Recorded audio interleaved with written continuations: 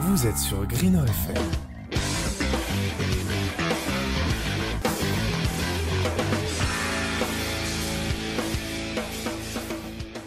Bonjour et bienvenue sur Greener FM. Donc on est là pour une nouvelle interview concernant les filières. Donc là on est avec la filière IEN.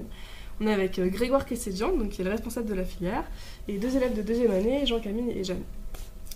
Donc déjà, Grégoire Kessedjian, est-ce que vous pouvez peut-être nous faire un petit résumé de ce que c'est la filière Donc la filière IEN, ingénierie énergie nucléaire, a pour but de préparer au métier de la production d'énergie, et en l'occurrence la production d'énergie par l'industrie nucléaire, par la production d'énergie via l'atome. Donc elle est composée de trois grandes branches. Une branche autour de la mécanique énergétique, une branche autour du nucléaire au sens très large du terme, c'est-à-dire du noyau jusqu'à l'industrie, et une branche autour de l'électricité, des réseaux et du contrôle-commande pour piloter ces systèmes complexes que constitue une centrale nucléaire ou une installation nucléaire quelle qu'elle soit. C'est pas forcément des centrales. Ok, d'accord. Donc c'est une filière plutôt généraliste, on y fait beaucoup de choses. Autour de la production d'énergie. Ouais. Du coup, peut-être vous pouvez nous raconter plus précisément avec votre vécu les matières que vous avez eues là cette année, c'est les différentes choses que vous avez vues. Alors c'est quelque chose qui va changer l'an prochain puisque les maquettes vont changer, les cours vont rester globalement les mêmes, mais les parcours vont être beaucoup plus à choix. Donc ça sera détaillé sur le site de l'école. Mais globalement, ça reste, comme l'a dit M. Kessedjian, sur trois grosses parties, la physique nucléaire, le contrôle-commande à l'électricité et la thermo-hydraulique et de la mécanique. Donc c'est ce qu'on a fait au premier et au second semestre. L'an prochain, ça sera beaucoup plus axé sur la conception, beaucoup plus axé sur les centrales. Là, on a fait de l'hydraulique assez générale avec les ME, beaucoup de cours en commun avec les ME. L'an prochain, ça sera plus axé vraiment sur les applications centrales. Ok. Justement, en rapport avec donc le fait que vous avez beaucoup de cours avec les ME, c'est quoi les différences fondamentales entre les deux filières ? Déjà, la différence, ça va être que nous, on a le choix. Eux, en fait, on intègre des cours des ME que souvent, eux, ils sont obligatoires. Nous, on a le choix entre deux. L'année prochaine, encore plus. On aura encore plus le choix entre les différents parcours qu'on veut faire. Donc en fonction de si on préfère la thermo-hydraulique par exemple ou la structure des matériaux, on pourra choisir. Parce que tout le monde n'est pas forcément intéressé par les deux. Et en plus, les mécaniques énergétiques vont être vraiment axées sur comment ça marche, je pense. Alors que nous, on est plutôt sur la production d'énergie derrière et comment est-ce qu'on va pouvoir l'utiliser ensuite. Ok, d'accord. Si je peux dire un peu. Donc une des différences et un des points communs, ils se recoupent. Le point commun, c'est évidemment la transformation de l'énergie mécanique et donc l'utilisation de cette énergie par la mécanique des fluides, par la thermique, etc.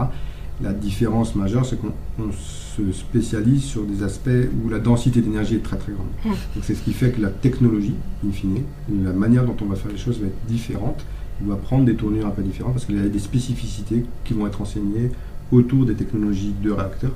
Parce que tout simplement la puissance dégagée elle est colossale par rapport au système habituel où on va avoir besoin de traiter la mécanique énergétique.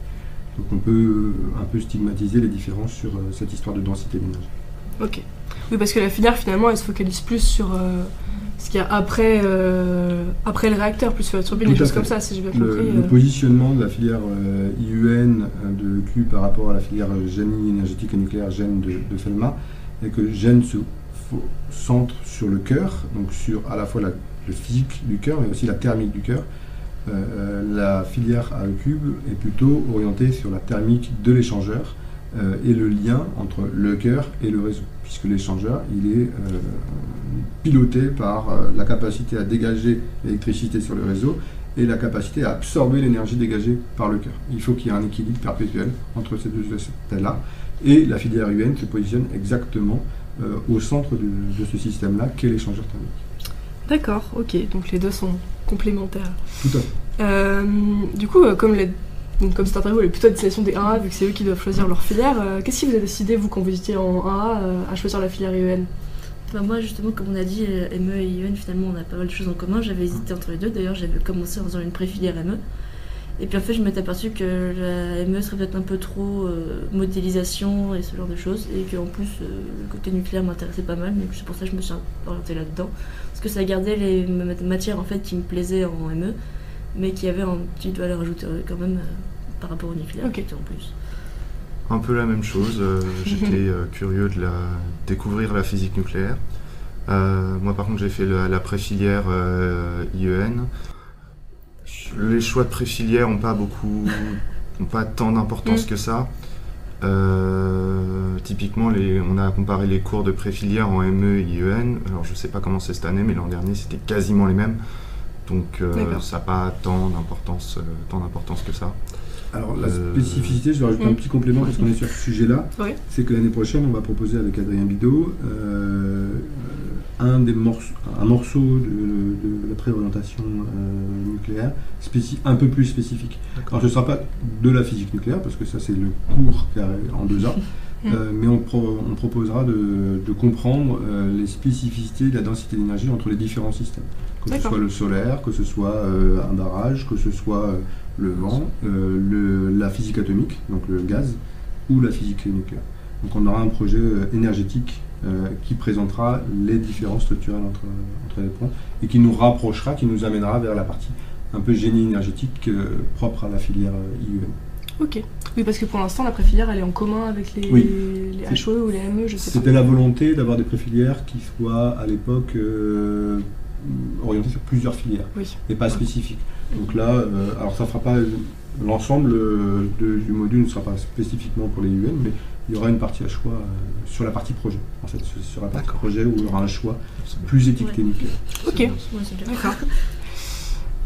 Du coup, donc, on va parler un peu plus donc, de ce que vous faites vraiment cette année. Par exemple, comment c'est réparti les parties CM, BE, TP? Vous avez beaucoup de TP, beaucoup de BE On commence souvent le semestre avec pas mal de CM, je veux le dire. Et les TP, BE arrivent plutôt en fin de semestre. Là, on commence en fait à rentrer vraiment dans les BE et TP. Et les TD, après, on en fait aussi. Après, souvent, en fait, on a des CM et TD sur les plages horaires, et puis finalement, c'est les profs après qui organisent en fonction de leur avancée. Vu que c'est le même professeur qui fait à la fois le CM et le TD, il s'arrange un peu plutôt en fonction de comment on avance, quoi. Donc là, typiquement, on a plein de cours, des CM en commun avec les ME, et après, on se répartit pour les TD. Par contre, vraiment, les TD, on est qu'en tri-EN. Ok, d'accord. Voilà. Et du coup, c'est une petite filière, vous êtes combien vous entre 15 et 20. 15, donc c'est bien pour les TD. Ça fait des petits groupes, c'est ça. Et la filière est ouverte à 25 de toute façon. Ok, d'accord. Ouais, donc... Et là, on est 18 ce semestre aussi, mais il y a 4 Erasmus. Ok. Ouais, il y a pas mal d'Erasmus. Oui, c'est un accord qui est fait. Donc, ils ne sont pas Erasmus, ils sont en fait IFSEN. Donc, c'est la filière de formation qui est pluri-école. Et donc, Grenoble INP joue un rôle important dans la formation depuis, si je ne me trompe pas, le post-bac jusqu'à l'ingénieur. Donc, c'est la formation, c'est l'ingénieur à la française en Chine. Et donc, un certain nombre d'étudiants ont la possibilité de venir dans les écoles d'ingénieurs, donc Grenoble INP. Et donc, la filière IUN accueille depuis quelques années 2 et cette année 4 étudiants qui viennent de cette filière-là. Alors c'est quand même cette école est assez connotée énergie et énergie nucléaire en Chine, donc la formation IFSEN, et donc c'est pour ça que IUN comme GEN à FELMA accueille un certain nombre d'étudiants de ces positions. Donc ça c'est quelque chose qui est amené à être stable, c'est-à-dire qu'au deuxième semestre, peut-être même un jour au premier semestre, on accueillera des élèves en IUN. Ok. Bah super, ça fait de l'interculturalité. Vous, qu'est-ce qui vous... maintenant que vous avez quasiment fini votre deuxième année, qu'est-ce qui vous a le plus plu ou le plus déplu dans la filière? Si vous voyez à chaud. Alors c'est pour ce qui a le plus, on va commencer par ce qui fait pas plaisir. Ce qui a le plus déplu, c'est que comme c'est très généraliste, on finit forcément par faire quelque chose qui nous plaît moyennement. Oui, c'est sûr. Il y aura forcément par exemple un petit peu d'automatique ou un petit peu d'élec. Forcément, il y a des gens par exemple qui se disent je vais aller en ME ou en IUN pour faire de la thermo, de la mécanique. Et on en retrouve quand même un peu d'élec ou d'autom au premier semestre, un petit peu d'infos, vite fait, un peu d'infos aussi. Mais beaucoup moins ce qu'ils font en Asie ou n'importe où, en I2E. À voir que ça va pas mal bouger l'an prochain, puisqu'on y aura beaucoup plus de modules où on choisit. Donc on ne sait pas s'il pourra choisir là-dedans. Donc, faudra voir. En fait, une volonté de la filière de proposer un programme qui soit cohérent avec les métiers. Moi, je suis physicien nucléaire. J'ai passé mon enfance à faire de la mécanique quantique, de la physique nucléaire, de la physique atomique. Et mon quotidien, c'est de parler d'impédance, de modules, de traitement du signal, de comment je vais monter cette manip-là, comment je vais répondre à cet appel d'offres, et comment on va faire en sorte de monter une expérience qui marche. Et donc il vous faut, pour tout le monde, pour moi comme pour tout le monde, finalement des connaissances plus larges. On ne peut pas vous enseigner que la thermohydraulique parce que vous voulez aller dans la thermohydraulique, parce qu'à un moment donné, il faudra piloter un système et vous aurez du contre-courant. Alors, c'est vrai que c'est un peu déroutant quand on est étudiant, je l'ai été, je ne suis pas sorti comme ça, mais je vous garantis que tôt ou tard, vous serez content d'avoir un cours de traitement du signal.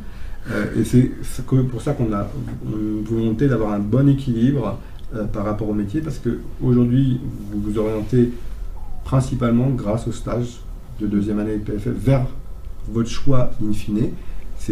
Vous allez construire votre CV, vous allez construire votre spécificité via votre parcours personnel, mais il vous faut quand même, malgré tout, connaître suffisamment de domaines pour pouvoir communiquer avec les gens. Un échangeur qui absorbe 3 gigawatts électriques, ça ne se pilote pas avec une manivelle et un bouton à la main. Voilà, donc c'est vrai que moi j'entends parfaitement. Et c'est pour ça qu'on a allé vers quelque chose que vous demandiez, alors pas vous spécifiquement, mais les élèves d'avant. Chaque année, on a une petite enquête comme ça, vers plus de choix contraints, parce qu'on ne peut pas se permettre d'avoir 0 élève partout. Il y a des contraintes. Mais des choix de telle manière que les gens puissent aller plus vers plus vers le contrôle-commande. Et voilà, donc on essaie de répondre aux demandes tout en gardant un esprit cohérent par rapport aux métiers qui vont s'ouvrir à vous si vous allez dans le domaine de l'industrie énergétique en fait. C'est pareil dans un barrage, je vous rassure. Il faut contrôler. Oui, c'est sûr que toutes les filières forcément touchent un peu à tout. Et du coup, parmi les choses qui vous ont plus plu dans la filière moi, c'était aussi justement le côté qu'on fait plein de choses. Ça peut être un peu embêtant, mais c'est aussi bien parce que du coup, ça donne une vue d'ensemble en fait sur tout le système finalement. Donc ça permet de prendre du recul, moi je trouve, et de faire des liens aussi entre les différentes matières, puis d'habitude on segmente beaucoup. Là, comme on voit le rapport entre les différents. Enfin, les besoins qu'il y a entre les différentes disciplines, et je trouvais ça vachement intéressant aussi cette année. Et de ne pas avoir des cours trop redondants aussi. Y a pas mal de filières où on entend des gens qui disent cette UE-là est assez redondante par rapport à celle-ci. En IEN, c'est pas du tout le cas. En IEN, c'est vraiment pas du tout le cas. Même si, parce que ça reste généraliste, donc on fait du jour au lendemain, on fait des choses très différentes et c'est intéressant, quoi. Ok. En fait, on n'a pas le temps, c'est tellement vaste qu'on fait déjà des choix. Vous pourriez faire Gène et UN en parallèle, vous feriez très peu de choses déjà en commun, à part les modules d'initiation, les modules de niveau 2A premier semestre. Mais sinon, vous feriez des choses. Donc on fait des choix et effectivement, on peut s'enorgueillir d'avoir une formation où on a un spectre à la fois large et où on a choisi quand même de se spécialiser au fil des modules sur 2-3 points. En l'occurrence, pour nous, c'est la partie échangeur, un peu en caricaturant le schéma, tout ce qu'il y a avant et après l'échangeur, comme je l'ai dit. Du coup, même si c'est généraliste, il y a peut-être quand même des matières de première année qui se rapprochent plus de ce que vous faites vous, donc ce serait... Lesquelles ce serait ? La mécaflux. Mécaflux, thermo, pas mal d'automes aussi, avec une branche complètement nouvelle qui est la physique nucléaire. Là, c'est complètement nouveau, on commence complètement en deuxième année. On commence à 0 là. Ok, donc surtout thermo et hydro. Donc voilà, donc, je pense qu'on a quand même une bonne vision de la filière. Thermo, hydro, avec une autre particularité, c'est qu'on peut aussi pas mal se spécialiser dans la mécanique des matériaux. En fait, il va y avoir ce choix-là, soit se spécialiser plutôt vers l'hydraulique, soit plutôt vers la résistance mécanique. Des matériaux pour supporter les 250 barres de pression et la température et choses comme ça. Oui, forcément. Donc c'est vrai qu'on touche un petit peu à tout. Du coup, ça doit pouvoir mener à pas mal de débouchés. Donc je sais pas Je pose plutôt la question à vous, puisque vous devez avoir une bonne vision de là où les élèves peuvent aller. Donc c'est quoi les débouchés quand on est en filière IEN? Alors le classique de la réponse, c'est dire EDF. Et EDF, c'est ne pas répondre à la question. EDF, c'est une multitude de départements. Vous avez des automaticiens, vous avez des électriciens, vous avez des gens qui vont faire du nucléaire. Très peu de gens font du nucléaire à EDF. Le gros d'EDF, c'est la production d'électricité. Donc c'est beaucoup d'ingénieurs électriques.